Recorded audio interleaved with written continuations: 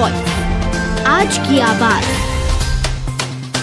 मनमाने ढंग से कोचिंग चलाने वालों को लेकर अब याचिका में 3 माह पूर्व नोटिस जारी करने के बाद ही सेंट्रल एजुकेशन मिनिस्ट्री के द्वारा दिशा निर्देश जारी कर दिए गए हैं। कोचिंग क्लासेस को लेकर यह गाइडलाइन तैयार की गई है। अधिवक्ता पवन ने यह पूरी जानकारी दी है। दरअसल बिना पैमाने की फीस वसूलना, मनमाने ढंग से कोचिंग क्लास चलाने सहित तमाम तरह की अनियमितताओं को लेकर केंद्र की शिक्षा मंत्रालय के द्वारा एक गाइडलाइन जारी कर दी गई है, जिसको लेकर अधिवक्ता पवन ने बताया कि कोचिंग क्लास में चलने वाले बिना किसी गाइडलाइन के विद्यार्थियों को और उनके पालकों को विभिन्न तरह से प्रताड़ित किया जा रहा था, जिस पर किस तरह से लगाम नहीं लग पा रही थी। फीस नहीं भरने या अन्य शोषण के कारण सुसाइड भी हो रहे थे। ऐसे में इंदौर के अधिवक्ता के द्वारा इस मामले में याचिका दायर की गई थी, जिसमें सत्र न्यायालय ने इसकी सुनवाई करी, जहां पर करीब 3 माह पूर्व भी इसे जारी हुआ था। वहीं पर सत्र न्यायालय के द्वारा केंद्रीय शिक्षा मंत्रालय के द्वारा जारी की गई गाइडलाइन का पालन करने के दिशा निर्देश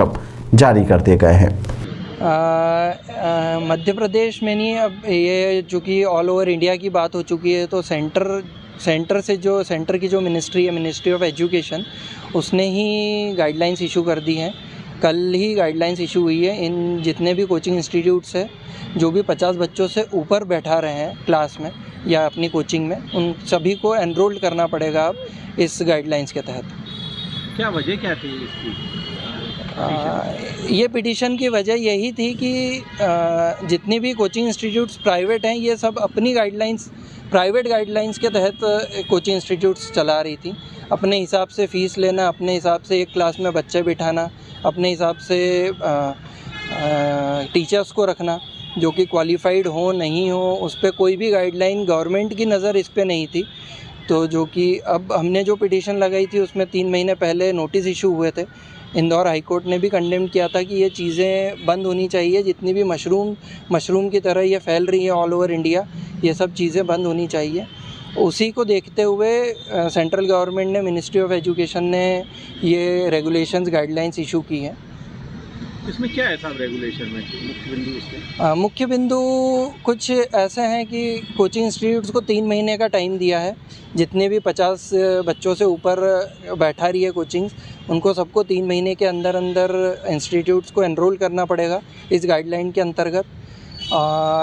एक मुख्य बिंदु उसमें ये भी है कि जितने भी बच्चे हैं 16 साल से कम वाले हैं, वो इन कोचिंग इंस्टीट्यूट में एनरोल नहीं कर पाएंगे। 16 साल से ऊपर वाले बच्चे ही कॉम्पिटिटिव एग्ज़ाम्स की तैयारी कर पाएंगे और इन कोचिंग इंस्टीट्यूट्स में एनरोल कर पाएंगे।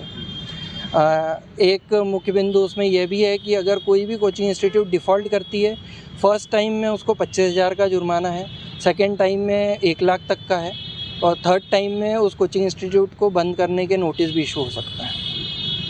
बच्चों की फ़ीस को लेकर कोई इशू था उसमें? बच्चों की फ़ीस को लेके बहुत सारे इश्यूज़ थे उसमें, क्योंकि अपने हिसाब से कोचिंग इंस्टीट्यूट्स अपने लेवल पे फ़ीस ले रही थी। अब गवर्नमेंट ने उसमें गाइडलाइन देते हुए ये कर दिया है कि कोई भी इंस्टीट्यूट को सेमेस्टर से पहले स्टार्ट होते टाइम ही प्रोस्पेक्टस जो इशू होती है, उस प्रोस्पेक्टस में अपने जितने भी कोर्सेज़ हैं सभी को बताना पड़ेगा कि हम कौन से कोर्सेज़ ले रहे हैं और किस कोर्स की कितनी फ़ीस है। उसमें गाइडलाइंस में मिनिस्ट्री ने ये भी ध्यान दिया है कि अगर कोई बच्चा बीच में किसी कारणवश छोड़ता है क्लास, तो उसकी बची हुई पूरी फ़ीस जितनी भी बची हुई है वो रिफ़ंड की जाएगी। आपका शुभ नाम है? मेरा शुभ नाम प्रवर भारचे है, इंदौर हाई कोर्ट में प्रैक्टिस चल रही है।